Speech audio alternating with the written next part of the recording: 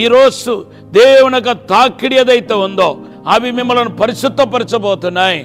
మిమ్మల్ని పరిశుద్ధపరచడం వలన మీరు ఆత్మీయంగాను భూ సంబంధంగాను అభివృద్ధి అయి దేవుని నామాన్ని గణపరచబోతున్నారు. యేసుక్రీస్తు నామములో మీ అందరికీ శుభములు తెలియపరుస్తున్నాను. మీరందరూ బాగున్నారా? ఈరోజు మీ కొరకు ఒక ప్రార్థన చేశాను. అదేంటంటే, ప్రభువా, ప్రేక్షకులు ఎవరైతే ఉన్నారో, ఈ కార్యక్రమాన్ని చూస్తున్న వారు ఎవరైతే ఉన్నారో వారు నీ తాకిడిని అనుభవించాలి ప్రభువా అని ప్రార్థన చేశాను.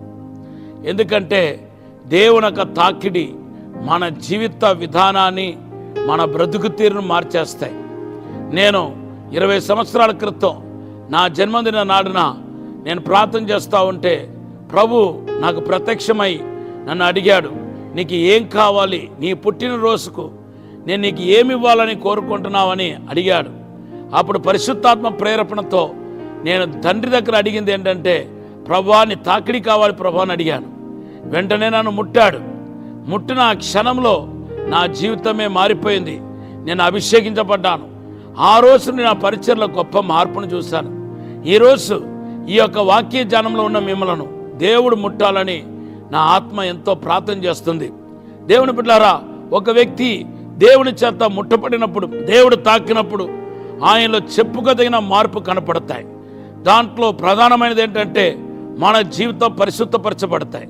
యెషయా గ్రంథం 6వ అధ్యాయం 6 నుండి మీరు 10 వచనాలు చదివితే బైబిల్లో రాయబడింది, యెషయా ప్రవక్త యొక్క పెదవులను దేవుడు బలిబిడపు అగ్ని రూపంలో వచ్చి ఆయన పెదవులు ముట్టినట్టుగా మన పరిశుద్ధ గ్రంథంలో చూస్తున్నాం. అపవిత్రమైన ప్రజల మధ్యలో జీవించిన వ్యక్తిని నన్ను కడగండి ప్రభా అన్నట్టుగా ప్రార్థన చేస్తున్నాడు.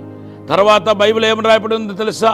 దేవుడంట ఆయనకు ప్రత్యక్షమై నీ పాపము పరిష్కరించబడింది, నువ్వు శుద్ధుడయ్యావని దేవుడు మాట్లాడాడంట. దేవుని బిడ్డలారా, ఒక మనిషి దేవుని యొక్క తాకిడి మరి అనుభవించినప్పుడు ఆ వ్యక్తి పరిశుద్ధపరచబడతాడు. తలంబులో, నడకలో, చూపులో, మాటలో ఆయనలో పరిశుద్ధత అనేది స్పష్టంగా కనపడతాయి. పరిశుద్ధతే అన్నిటికీ మూలము. బైబిల్ చెప్తుంది మత్తయి సువార్త 5:8 హృదయ శుద్ధి గల వాళ్ళు ధన్యులు, వారు దేవుని దర్శిస్తారు. అంతెందుకండి, మీ అనుదిన జీవితంలో మీకు అద్భుతాలు జరగాలంటే, మేలు జరగాలంటే మీరు పరిశుద్ధపరచబడి పరిశుద్ధులుగా కనపడాలి. ఎందుకంటే యెహోషువ గ్రంథం 3వ అధ్యాయం 5వ వచనంలో రాయబడి ఉంది. యెహోషువ చూసి ప్రభు అంటున్నాడు, ఈరోజు జనులు పరిశుద్ధపరచు, నేను రేపు అద్భుతం చేస్తానంటున్నాడు. దేవుని బిడ్డలారా, ప్రతి దానికి పరిశుద్ధత అనేది ప్రాముఖ్యం. పేతురు రాసిన మొదటి పత్రిక 1వ అధ్యాయం 15వ వచనంలో ప్రభు ఏమంటున్నాడంటే, నేను పరిశుద్ధుడు కనుక మీరును పరిశుద్ధంగా ఉండండి అంటున్నాడు. దేవుని బిడ్డలారా, మనం పరిశుద్ధంగా ఉండటే దేవుని చిత్తం. పరిశుద్ధంగా ఉండటానికి కోసమే మనం పిలువబడ్డాం. 1 తెస్సలోనికీ పత్రిక 4వ అధ్యాయం 3వ వచనం, 1 తెస్సలోనికీ పత్రిక 4వ అధ్యాయం 7వ వచనం చదివితే పరిశుద్ధ యొక్క ప్రాముఖ్యత గురించి మాట్లాడుతుంది.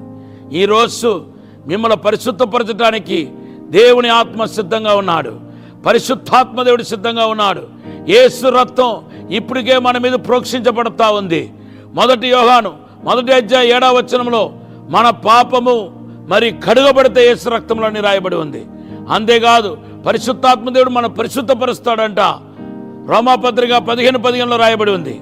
ఈరోజు నా వాక్యం ఉంటున్న మీ జీవితంలో ఎక్కడ మీలో లోపం ఉందో, ఎక్కడ మీరు పడిపోయే స్థితిలో ఉన్నారో, ఎక్కడ దేవుని చిత్తం చేయలేని స్థితిలో ఉన్నారో ఒక్కసారి ఆలోచన చేసి చూడండి. ఈరోజు దేవుడు మీకు అద్భుతం చేయకుండా, మీకు మేలు చేయకుండా, మిమ్మల్ని దేవుడు ఆశీర్వదించకుండా మీ పాప అడ్డుగోడగా ఉన్నాయేమో ఒకసారి ఆలోచించండి.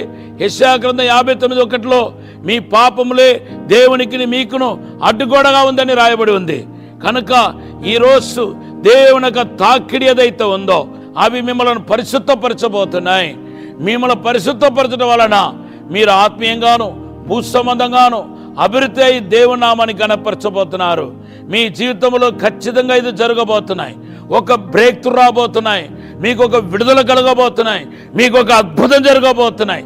ఇప్పుడే మీరు ప్రభువా నాలో ఉన్న లోపాలను కడగండి ప్రభువా, ఫలానా పలానా లోపం, ఫలానా పలానా పాపం నన్ను తరచుగా వెంటాడుతుంది, నన్ను పడగొడుతుంది, నన్ను పరిశుద్ధపరచండి ప్రభువా అని అడగండి.